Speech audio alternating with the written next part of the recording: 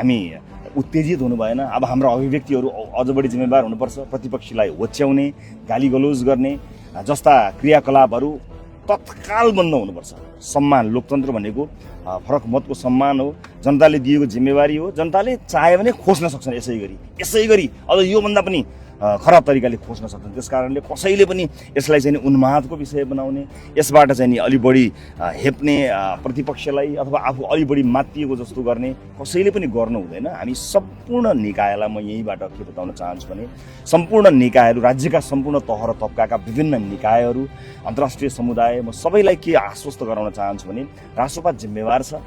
विगतमा भएका कमी कमजोरीहरूलाई पनि त्यसलाई एउटा अध्ययनको विषय बनाएर अलिकति परिपक्व ढङ्गले मुलुकलाई अगाडि लिएर जान्छ। निर्धक्क हुनुहोला, मुलुक सुरक्षित हातमा छ भन्ने कुरा म विश्व समुदायलाई यहीँबाट आश्वस्त गराउन चाहन्छु।